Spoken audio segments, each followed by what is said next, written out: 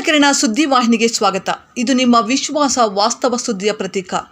ಕಾಂಗ್ರೆಸ್ ಪಕ್ಷದಲ್ಲಿ ಯಾರಾದರೂ ಬಾಲ ಬಿಚ್ಚಿದರೆ ಆ ಬಾಲವನ್ನು ಕತ್ತರಿಸಿ ಪಕ್ಷದಿಂದ ಉಚ್ಚಾಟನೆ ಮಾಡಲಾಗುವುದು. ಇನ್ನು ಮುಂದೆ ಮುಳುಬಾಗಿಲು ಕ್ಷೇತ್ರಕ್ಕೆ ಆದಿನಾರಾಯಣ ಅವರೇ ಹೈಕಮಾಂಡ್, ಇವರನ್ನು ಬಿಟ್ಟು ಯಾವುದೇ ರೀತಿಯ ಪಕ್ಷದ ಕಾರ್ಯಕ್ರಮಗಳು ನಡೆಯುವಂತಿಲ್ಲ ಎಂದು ಕೋಲಾರ ಕ್ಷೇತ್ರದ ಶಾಸಕರಾದ ಡಾಕ್ಟರ್ ಕೊತ್ತೂರು ಜಿ ಮಂಜುನಾಥ್ ಸ್ಪಷ್ಟಪಡಿಸಿದರು.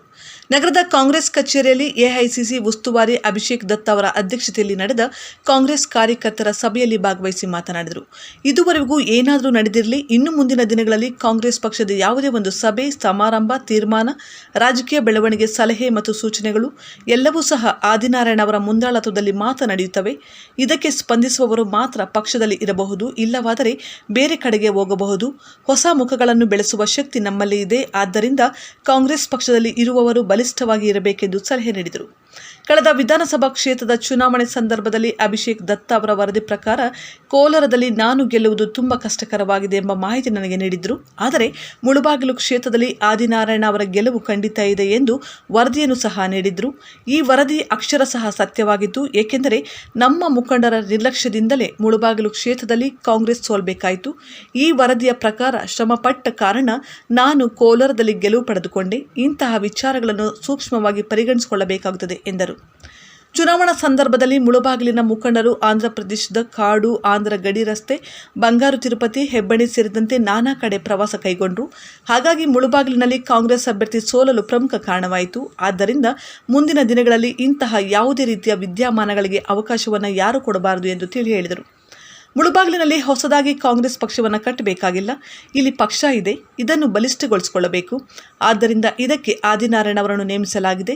ಇದರಿಂದ ತಾಲೂಕಿನ ಎಲ್ಲ ಕಾಂಗ್ರೆಸ್ ಕಾರ್ಯಕರ್ತರು, ಮುಖಂಡರು ಆದಿನಾರಾಯಣ ಅವರಿಗೆ ಸಂಪೂರ್ಣ ಸಹಕಾರ ಮತ್ತು ಪ್ರೋತ್ಸಾಹವನ್ನು ನೀಡಿ ಪಕ್ಷದ ಬಲವರ್ಧನೆಗೆ ಪ್ರತಿಯೊಬ್ಬರೂ ಶ್ರಮಿಸಬೇಕು ಎಂದು ಕಿವಿಮಾತು ಹೇಳಿದರು. ವರದಿ ಬಜರಂಗಿ ಚಲಪತಿ, ಮೂಡಲಕಿರಣ ಸುದ್ದಿ. साथियों से मुलबागल में हमने मीटिंग करी और जो गारंटी स्कीम के माध्यम से जो कर्नाटका के सभी परिवारों को कांग्रेस पार्टी मदद कर रही है, जो हमने इलेक्शन से पहले एक वादा किया था कि 5 गारंटी से पूरी करेंगे, उसको लेके एक रिव्यू मीटिंग थी। वो बड़ी खुशी की बात है कि मैक्सिमम एक घर तक कांग्रेस की गारंटी पहुंच रही है। ये वो लोकल इलेक्शन हमारे उसमें नहीं आता। हमारा वन पॉइंट एजेंडा क्लियर था that the guarantee benefit should reach every house, because Bharatiya Janata Party and JDS used to laugh at us when we used to say during the election campaign कि हम 5 guarantees देंगे, तो यहाँ तक कि सब लोग बीजेपी के और जेडीएस के कहते थे कभी नहीं पूरी कर पाएंगे। आज 2 साल में एक घर तक कांग्रेस की गारंटी पहुँच गई है। Thank you. ಸೋತ ಮೇಲೆ ಪಕ್ಷದ ಸಂಘಟನೆ ಮಾಡಬೇಕಾದ್ರೆ ನಮಗೆ ತುಂಬಾ ತೊಂದರೆಗಳಾಗುತ್ತೆ. ಎಲ್ಲರನ್ನೂ ಸ್ಯಾಟಿಸ್ಫೈ ಮಾಡೋಕ್ಕಾಗಲ್ಲ. ಈಗ ಒಬ್ಬರು ಸ್ಯಾಟಿಸ್ಫೈ ಆದಾಗ ಇನ್ನೊಬ್ಬ ತಾಳ್ಮೆಯಿಂದ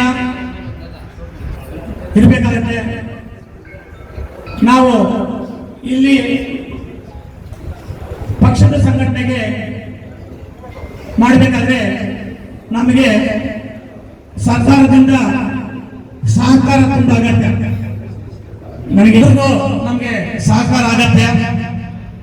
ನನಗೆ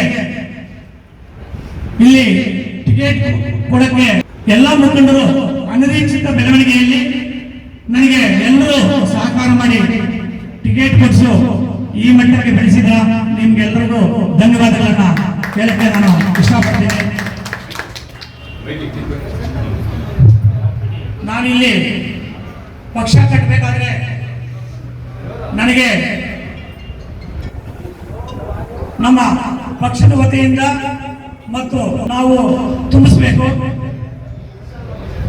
ನಾಮನಿರ್ದೇಶನಗಳನ್ನು ತುಂಬಿಸಬೇಕು. ನಾನು 2 ವರ್ಷದಿಂದ ಪ್ರಯತ್ನ ಪಟ್ಟೆ. ದಯವಿಟ್ಟು ನೀವು ಅನಿತಾ ಬಾಸ್ವಾಡಿ 5 ಸಲ ನಾನು ಲಿಸ್ಟ್ ಕೊಟ್ಟಿದ್ದೀನಿ. ನಮ್ಮ ಸಾಹೇಬರು ಕೂಡ ನಾನು ಲಿಸ್ಟ್ ಕೊಟ್ಟಿದ್ದೀನಿ. ಇದುವರೆಗೂ ಕೂಡ ನಮಗೆ ಇನ್ನೂ ನಾಮನಿರ್ದೇಶನ ತುಂಬಿಲ್ಲ. ಈಗ ರೀಸೆಂಟ್ ಆಗಿ ಒಂದು 15 ದಿವಸದ ಕೆಳಗಡೆ ಡಿಸ್ಟ್ರಿಕ್ಟ್ ಮಿನಿಸ್ಟರ್ ಸೈನ್ ಹಾಕೊಂಡಿದ್ದಾರೆ. 2 ವರ್ಷದಿಂದ ಕಷ್ಟಪಟ್ಟಿದ್ರೆ ಈಗ ಸೈನ್ ಹಾಕೊಂಡಿದ್ದಾರೆ. ವಿಷಯ ನಿಮ್ಗೆ ಗೊತ್ತಿಲ್ಲ, ಸುಮ್ಮನೆ ನನ್ನ ಮೇಲೆ ಹೇಳ್ತಾ ಇದ್ರೆ